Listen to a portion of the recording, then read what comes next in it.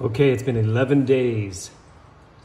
These agates have been tumbling in that 60-90 grit for 11 days. Let's see how the slurry looks. All right, let's dump it out into the little strainer here.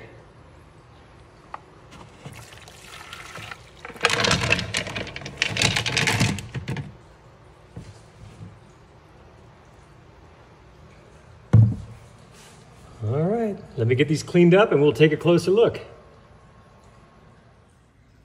It's been 11 days of tumbling in the 60-90 coarse grit in the 4-pound barrel. Let's take a closer look and see what they look like now and what lessons can be learned from those 11 days. And there are some lessons. Okay, let's get started with the Brazil agate. So it's rounding off nicely. It's a very hard stone, so it's going to take a while. But I think this is going to end up taking a beautiful polish when it's done. I've got to get rid of that groove there and some of the spalling here. I should say all of the spalling. This has to be perfect, come on. So this will be going in again to the coarse grit. I suspect this is going to take many, many weeks to get perfect. So that's the Brazil agate. Here's the Berber peach. Here's the little banding we saw. That outer layer is starting to grind away. It does have a nice color. I don't know if that's going to stay as this thing gets ground down. So you gotta take care of all that, the spalling, the pits. So this will take several more weeks as well. Looks like there's a fracture right here. This has me a bit worried. I don't want to break it off just yet, but that whole side right there may end up coming off before it's all said and done. We'll see. So it's the Berber peach. Here's the Calandria. Not a giant difference from before the tumble. I think I mentioned in the first video that this reminds me of Montana agate. And Montana agate, as you know if you've ever tumbled it, it's also very hard and takes a while. This one could take months. Look at that, hardly any change. All those pits look the same. There's some rounding for sure, but this one's got a ways to go to get to where I like it anyway. The Calandria. This is the Aquascalientes. I was thinking about that. I'll bet you that means hot water. Aqua caliente. I'm not sure, but that would be my guess. So this is starting to round off nicely. I like these little, look like little bubbles in there. Obviously has a ways to go. Several pits that have to get worked out. Yeah, it's going to take a while. I'm sure you realize all these stones are going to be significantly smaller by the time they get polished. I just hope they take a great shine. That's my main goal. So the Aquascalientes. So here's a lesson learned. This is the fire agate. As you can see, the agate part has ground down and started to round, but look at what happened to the host rock. I didn't realize it at the time, but most of this was this host rock, and it has just ground down to almost nothing. So this is pretty pathetic looking. There's not much remaining. This is not going to be much of a tumbled stone when I'm done with it.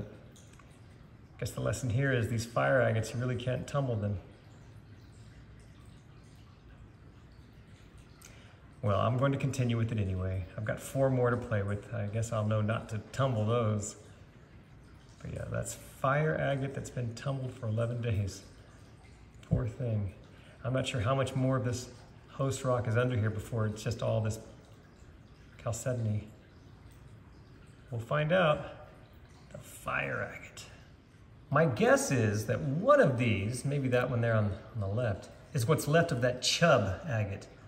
Because the Chub Agate is gone. That one did not survive the tumble. I didn't realize it was so soft. So my guess is it's that, maybe? I know now that the 4 remaining Chub Agates I have, I'm not going to tumble them. I guess I'll cut them and see what's inside. But yeah, that Chub Agate was not much of a robust agate. It did not survive the 11 days of tumbling. Next up is the Teso escondido. This one looked promising initially because we could see the fortification banding in it. And you can still see it there. It was just more dramatic with that gray outer skin that it had. Now that it's grinding that away, it's different looking. Now, that's not to say it's still not going to be a nice final stone when it's polished, but I don't know how dramatic those fortification lines will end up being once this is ground down to where it's all smooth. We'll see. It could still be very nice, or it could be a little more subtle, which will still make a beautiful stone, but I was hoping for the really dramatic, contrasty fortification lines. But that's all right. This one has a ways to go yet. We'll see what it does after a few more weeks of tumbling. Here's the Parsalis agate. As you can see, it's much more robust than the fire agate. You see the host rock here is somewhat surviving. So you still have that window there, that bit there. I think I'm seeing green right there. I am. That's definitely green right there. I don't know if it's going to stay that way, but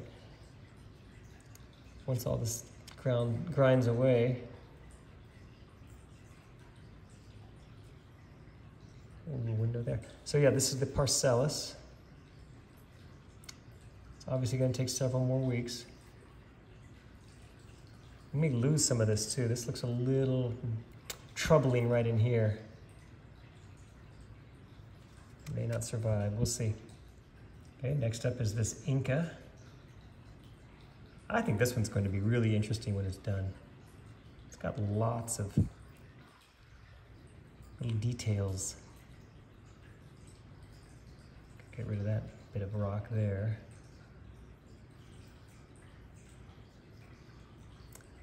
This one may not actually get completely smooth because I don't want it to get so small that it loses a lot of these features. So you can see pits and big grooves here that it's already a smallish rock. I may not make this one perfectly flat like I like, perfectly smooth. We'll see. But I do think it's showing some promise. So this is the Inca, Okay, this is the Moctezuma. If you've watched my video I just finished on cutting and polishing these exotic agates, you might have noticed that I'm not a big fan of the Moctezuma. The one I chose for that video that I cut and then polished both sides was a complete disaster. Just an awful rock, not even remotely worth the $55 a pound price tag. This one, however, looks like it might have some promise. I held a light up to it. It definitely has some translucency, more of an agate look to it. Another week or so, maybe 2-3 more weeks in the coarse grit, we'll get all this off, and maybe this one will have something to show for itself, because that other one, ooh, if you haven't seen it, check out those videos. It's a 3-part series. That Moctezuma was just a dud. I wish we could get our money back on these rocks, but you know what? It's like buying fruit at the supermarket, right? Sometimes you just get some bad fruit. Well, I had a bad rock. So this is the Moctezuma. It has a little bit of promise. Now this one's the El Sueco. I know now from that other video I just finished with cutting and polishing these that El Sueco, which was the smallest one that I bought, about half this size, was completely filled with concentric bands, which I liked. It looked good on the inside. You have to check that out. This one probably has them as well, although I won't see them the way I'm tumbling this one and polishing it, unless I just let it go for quite a while. It may start grinding into them and they'll expose themselves, but either way, it's going to get smooth, and I think it'll have a brilliant shine when it's done. It should look like just a very attractive rock when I'm finished with it. So this again is the Sueco. So here's Laguna. I'm a little concerned about this one. It's so fractured. I'm definitely going to be adding some filler rock this time when I tumble these again. So there's not so much room for them to smack around in there, but you can see it's got some large fractures in it. I don't think that's necessarily a problem, but this area here, down here, there's some, see in there, right there. I really want to get this one smooth because I think once polished, it really will be a beautiful rock. I just hope it doesn't come apart on me. That one feels like it's healed up. So I'll have to be careful with this one.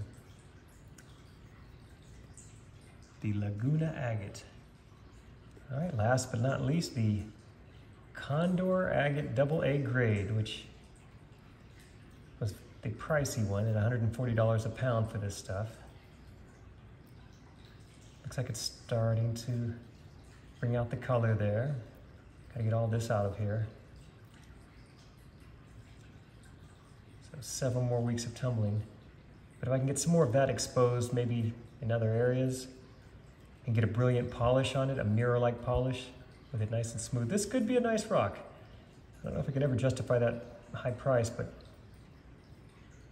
I'm excited about it. Obviously gotta grind out that big spall right there and just smooth the whole thing overall. So yeah, this is the Condor Agate AA grade. As you can see, the barrel is not nearly full enough now. So I'm gonna add, I've got just some smalls here, variety. Some of them are just saw trimmings, and plus got a couple of what I call mediums in here. I'll put a few of those, and don't worry, I'll be able to keep these separate. Got enough video evidence of them now. I want to have this nice and packed in here so that I don't see any more of that excessive amount of additional spalling. I would use ceramic, but I'm actually out of it right now. All my ceramic is currently in other barrels tumbling around as we speak, so that's why I'm using these. It's okay, these all needed to continue their tumble anyway. So that's, you know, about 2/3 to 3/4. That should be fine, I think, right there. Yeah. So I'm gonna get this going again, and I may or may not make another one of these in 10 or 11 days once I check it again. Just depends. If I see some dramatic changes, I might. Otherwise, I might wait a couple of more cycles before I make an update on this. I don't want to bore you guys too much. So thank you for watching, and I hope you tune back soon and check out all my videos.